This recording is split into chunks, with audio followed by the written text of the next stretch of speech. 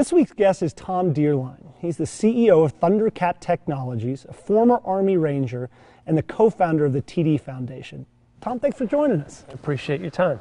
So tell us about your experience as far as coming from the military and becoming an entrepreneur. You know, when I was 13 years old, I decided I want to go to West Point. And I said, okay, I'm going to go to West Point, and then I'll go in the military for 5 years, and then I'll go and become a successful businessman. I go to West Point, Airborne Ranger, Berlin Brigade. We could spend hours talking about my time in Berlin. So I got out in 1993. So everything was on track. 12 years later, a plan that a 13-year-old had made. And I went to work for Johnson & Johnson.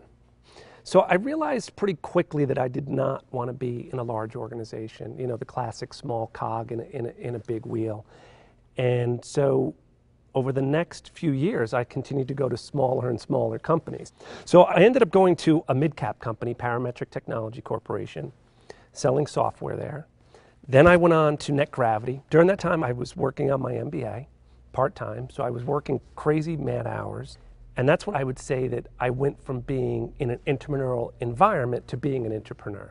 I was employee number 7 at an early stage startup called Dynamic Logic, working for the two co-founders, Ronit Aviv and Nick Nyan, both brilliant people. That was a startup. Yeah. Like, you know, it was a tiny room. That's the very definition, the feeling. And we're just scrapping. And no one knew who we were. Zero brand awareness. You know, we were a distant number 3 in the marketplace, but the technology was better, and I knew it was better. And so we just leveraged that to grow the company. Within 2 years, we were by far and away the number 1 in the industry in terms of market share, in terms of revenue, and in terms of brand awareness and favorability, all the key attributes that make companies successful. So it went from 7 to 125 people, triple-digit growth year after year, and doing business with the biggest companies in the digital media space. Huge home run? Oh, huge home run. Yeah. There were 2 things that occurred to me. One, and I think this is important for all entrepreneurs, if I won the lottery, I wouldn't tell a soul. Yeah. You know what I mean? Like, you go right back to work the next day. Because I just really looked forward to Mondays and cursed Fridays. Like, you're not always going to have that. And then 2, I was sitting with a friend of mine, and he says, you know, one day I picture myself sitting in an auditorium, addressing my employees, and there's 1,000 people in a room. And I took a long sip of my beer, and I looked at him, and I said, I will never be at a company that has 1,000 people. That's exactly right. Hell. Like, I just wouldn't do that. And it was then that I realized that this is it. Like, I am now officially a serial entrepreneur. Yeah. You're going to go on and you're going to do another one. And if that one doesn't work, you start another one. If that doesn't work, maybe that one makes it or breaks even.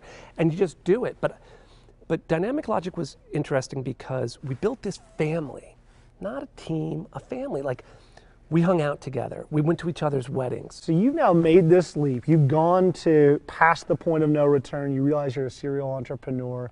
And you're going to go out, after you get out, you're going to start doing other stuff. So what was the next couple projects? What's that movie, Girl Interrupted? So this is Entrepreneur Interrupted. So we sold the company in 2005.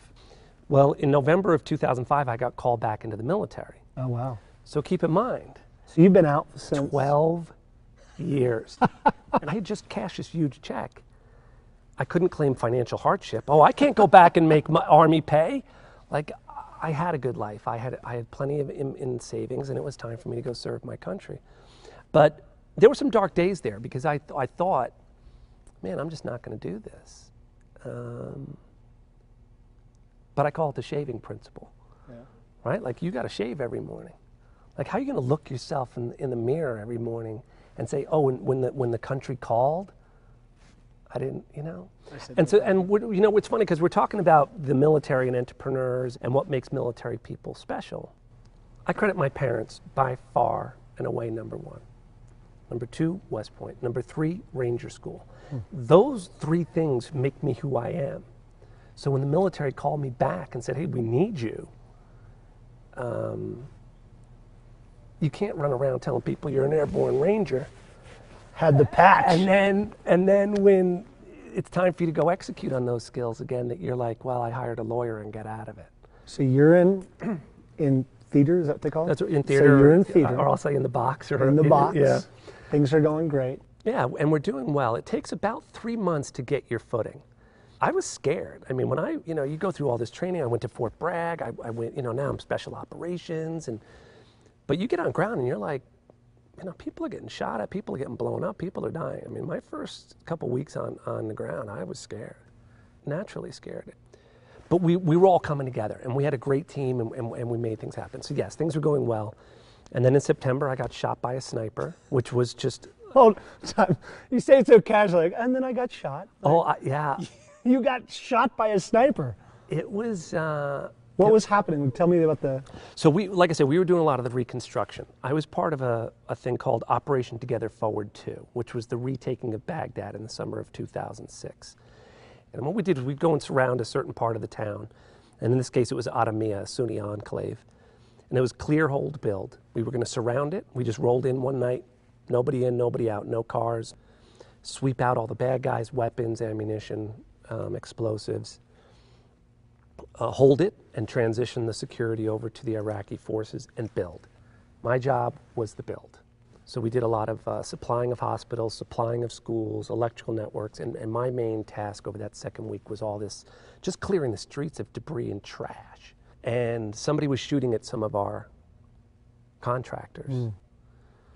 So we rolled out there to A, protect them, B, investigate and find out what was going on, and 3, collect intelligence so we could call it up to the kinetic guys, the door kickers, and so they could go find out who was doing this and eliminate the threat. And we got out there, and it was, you definitely get that spidey sense, right? When people talk about the principles of SOF, Special Operations Forces, one of those principles is situational awareness. People are scowling at us, and so as I talked to my buddy, Drew Corbin, and he was in charge of that patrol. I'm like, what's going on? He's like, nothing, I'm not getting anything. So I walked up to my Humvee, and I went like this, let's go. So keep in mind, when you pull up, immediately you put out 360-degree security where everyone's scanning. So I go like this. Mistake number 1. I'm in charge. Oh, yeah. Number 2, we're leaving, so you better shoot somebody now. If you're going to shoot somebody, why don't you shoot that tall guy that's standing waving around that's staring there? So look, that guy, so people are like, and I joke about it, but but so I was standing there, and then I just heard a loud explosion, and I got thrown back.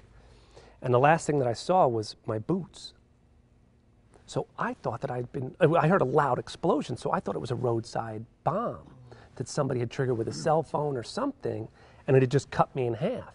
Because as I was getting thrown back, my boots were staying on the ground. No, the last thing I saw was me going, listen, and them staying, me separating from my legs. And so I hit the ground, and I looked up, and I was like, man, I can't believe this is it. Because I figure I got 30 seconds, like I'm going to bleed out. Sure. Like you're missing the bottom half, there's plenty of vessels that are going to be, so I figured I would bleed out in about 30 seconds. And I was just laying there, and my life did not flash before my eyes. Maybe that's why I should have known I was going to die. Yeah. And I just thought, really? So then my buddy calls out to me, he starts screaming, he's like, Tom, can you walk at all? Can you walk at all? That was the greatest question I've ever heard in my life. Because if he could see me and he would ask that question, he wouldn't be asking that if I was in 2 pieces. Sure. So I looked down, I got my legs, I'm like, oh no, but I couldn't. I had a spinal cord injury. And so they evac'd me. I got to an LZ that was about a mile away, which we had a FOB, a forward operating base. Bird came in, got me to the hospital in Baghdad, and they operated on me. I almost bled to death. They had to give me factor 7. Which is an emergency blood coagulant. It's just so fascinating when you'll ever talk to any wounded warrior, and everyone has a story about their alive day. But it's a centimeter this way, I'd be in a wheelchair. A centimeter that way, I'd be dead. I just feel fortunate. It's like every day's a holiday, every meal's a feast. So you come back. I rehab for about 8 months. And while I'm in the hospital, I meet a friend of a friend, this guy, Doug Dunkel, who I had known and worked with at Parametric Technology Corporation, but another good friend of mine had followed him on to Oracle or Cisco. And he had a new startup with 4 business partners, including a disabled vet, Bob Eisenminger, Night Point Systems. And those guys would come to the hospital and they would do my rehab with me. Like, so I'd have to do all these workouts, and really that's what my job was for 8 months, is working out and rehabbing. And he would bring me soup and a sandwich. You know, he was just a good guy. Well, about 6 months after I get out of the hospital, I get a phone call from Doug with this opportunity. He says, look, you know, our business, we're doing IT services, but we've got this products group that we want to separate into a separate company. Would you be interested in buying the products group? My call sign in Baghdad was Thundercat 6. So Thundercat Technology became the name. Very cool. So what do you guys do at Thundercat? It depends on who you talk to, right? VAR, that used to be the classic, but Gotcha. now we're a systems integrator, value-added reseller or a systems integrator. So we sell anything that goes into a data center. So we claim that we'll do data center solutions, and we sell exclusively, almost exclusively, to the federal government. Tell us a little bit about the TD Foundation. So going back to Baghdad, when I got there, it was just sad. You know, kids running around without clothes, without shoes. I mean, it's 125 degrees out, and a mother's got to decide which of her kid gets to drink some water today. Like, that's brutal. That's tough. And the military, especially civil affairs, humanitarian aid is a critical mission for civil affairs. But it's sort of in phases, right? You come in, the battle is taking place, you're supposed to be making sure that all the non-combatants, the civilians, hence the name civil affairs, are safe, and you're trying to keep them out of harm's way, basically. Part of that then, because you're disrupting all these services, you got to make sure they have food, water, their schools, right? I had a hard time working within the bureaucracy of the Army, so I just started emailing all my friends back home and telling them, mail me clothes, books, toys, soccer balls are a huge hit. And all of a sudden, boxes started flowing in. And we would go on a mission and be like, okay, let's remember this place. Next time we're going to be in this area, we're going to pull up and we're going to go ahead and disperse a bunch of toys and clothes, and vitamins was a big one. I thought, man, these you know, 10-year-old kid this tall. Yeah. And so we did a lot of vitamins, which was pretty fascinating, right? Because culturally, women can't interact with males that are not related to them. And you wouldn't want to create that situation either. Quickly, that's a quick way to get shot too. Sure. So we'd set up and start giving out gallons of water. Little kids come up, toys, food, teenagers, men show up, everyone's taking it in. Then you break out a bottle of vitamins and you hand it to a little kid. He disappears. Count to 100. Next thing you know, there's a queue of 50 women, full burqas, queuing up for the vitamins because they knew the power of the vitamins. That was so important. And mothers are the same no matter what. Fathers are the same. They just want their kids to have a decent life, a good education, food on the table, and a shelter, and maybe slightly better than the life that they led. So this was going on, and we would do, you know, about once a week, we would try and distribute some goods tied into our other missions. And then I got shot. So some friends of mine, Paul Bremer and Sean Finnegan, got together with Bill Flatley over at Forbes, and we were going to do a fundraiser when I was going to be home on leave. But now once I was shot, now I'm down in Walter Reed, they still did the fundraiser, and that was the birth of the TD Foundation. And now, 6 years later, almost 6 years later, we have done almost 40 life-saving surgeries. We've shipped more than $150,000 worth of school supplies. We've shipped more than $50,000 worth of vitamins. We raise, look, it's not some huge organization. We raise, somewhere around $100,000 each year. So you've had all these incredible experiences. So let's talk for a second about the unique ability that you and other veterans bring to being an entrepreneur. What do you think makes them special? What is it that makes them incredible entrepreneurs?